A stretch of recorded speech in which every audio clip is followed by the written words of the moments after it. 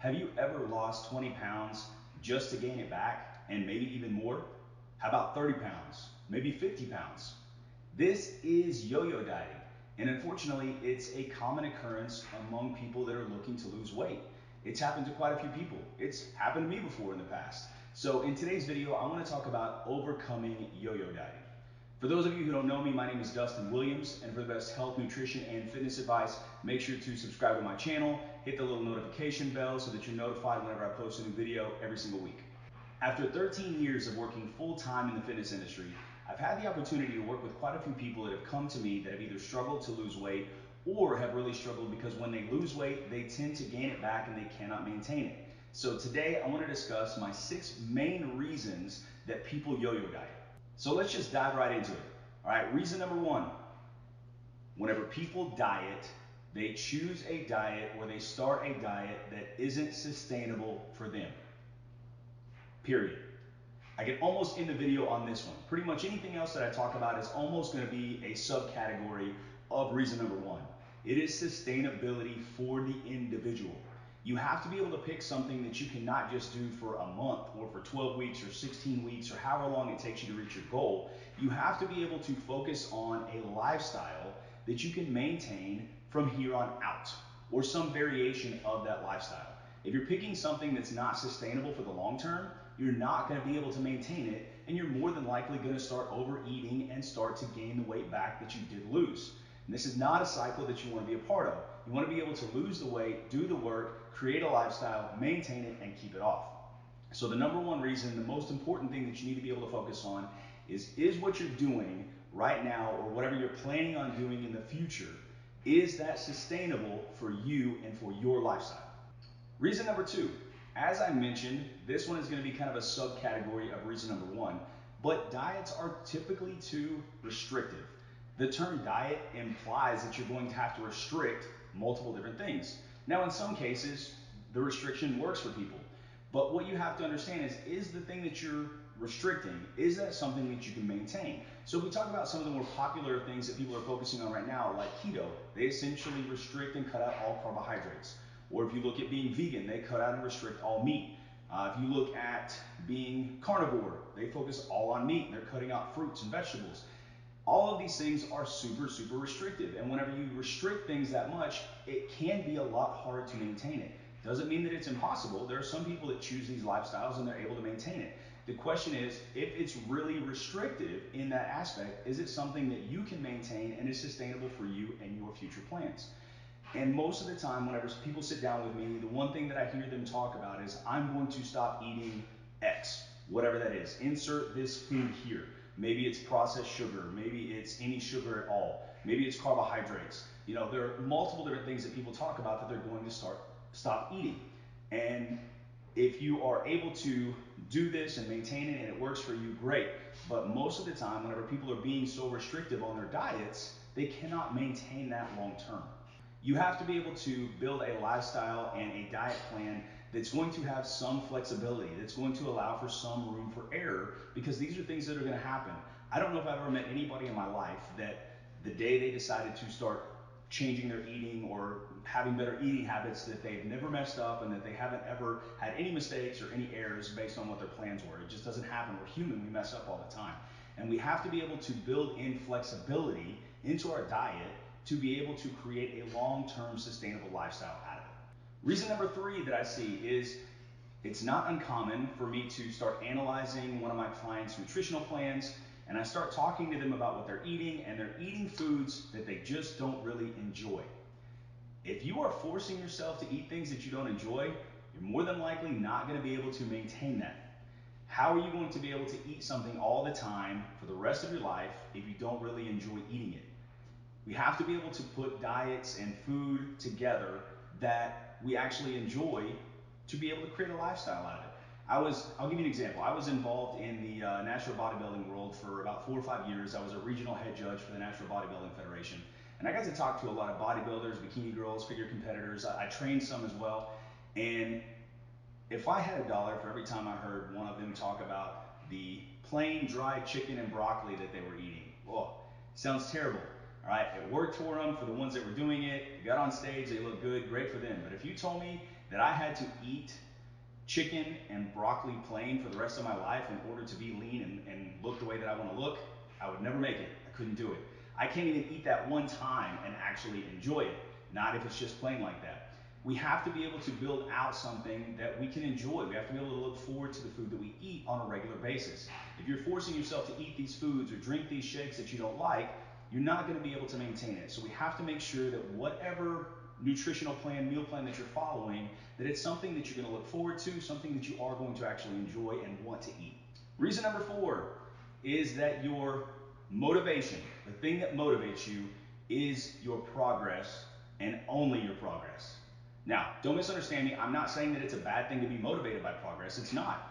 Seeing progress, however you're monitoring it, if it's on a scale, if it's the clothes that you're fitting into, if it's measurements, body fat percentage, the way that you feel, the way that you perform, whatever measurements that you're using, if that gives you motivation, that's great. But it can't be your only form of motivation.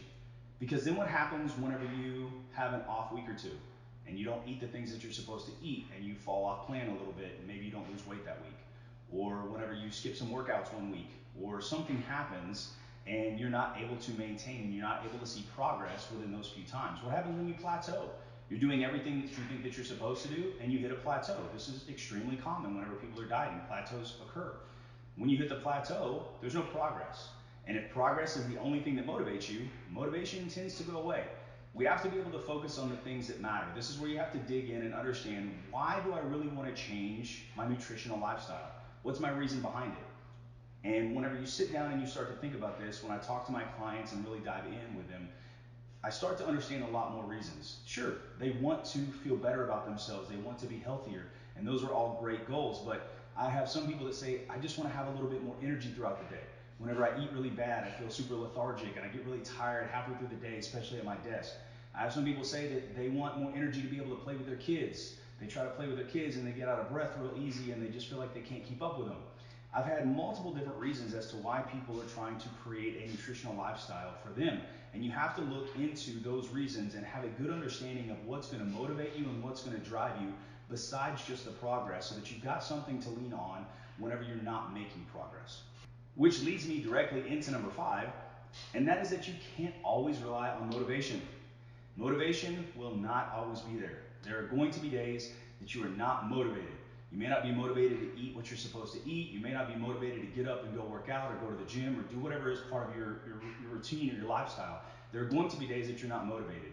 We have to be able to focus on more than just being motivated, as I said, because it's not always going to be there. If you look at certain examples, I'm sure that anybody that's watching this video that works a full-time job, that there are plenty of times that you are not motivated to get up and go to work for the day. I'm not gonna lie, I was not super motivated to make this video today. There are days that I just don't feel like doing it. We're all like that. We're human, right? There are days that we just don't want to do anything, but we do it anyway.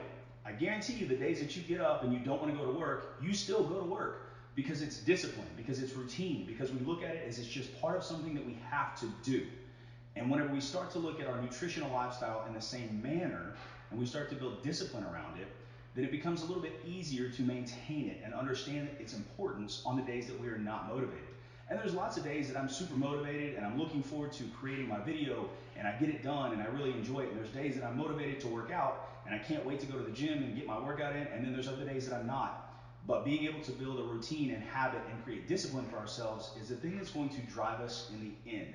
It's fine to rely on motivation sometimes, but understand that the motivation will not always be there and that you have to be able to focus on some deeper reasonings and to be able to create a lifestyle and put discipline into place. And reason number 6 is ignoring your cravings. Now, ignoring cravings in the short term, that's okay. You know, there's going to be times that you're going to feel like, oh, I just want to eat this. And this is where, you know, the reason number 5 kicks in, discipline kicks in. Maybe you have some motivation kicks in. Ignoring the cravings in the temporary can be okay. But what if that craving stays around? If you constantly want chocolate every day you want chocolate, you ignore it. The next day you want chocolate, you ignore it. The next day you want chocolate, you ignore it. Typically, we find when we have these cravings over and over again, we pay no attention to them. What happens is we end up completely overindulging.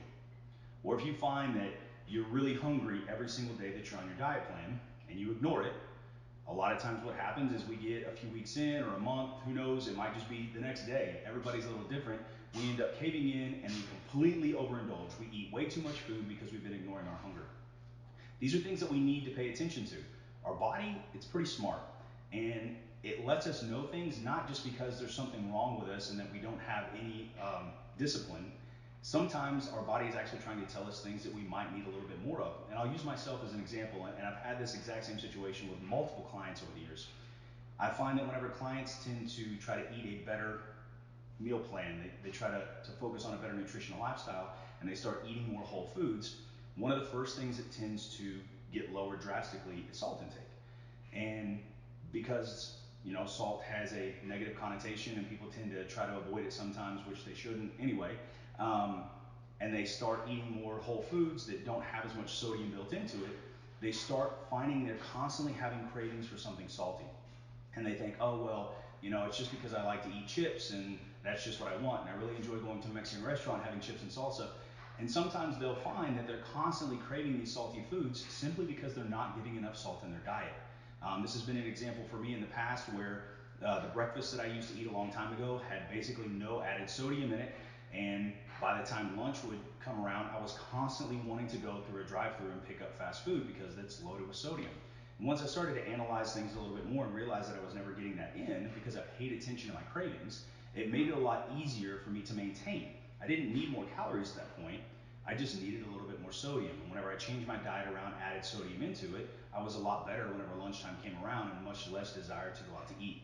These are the things that we need to pay attention to, whatever the craving may be. I use salt as an example, but you don't want to just constantly ignore these cravings when you're having them.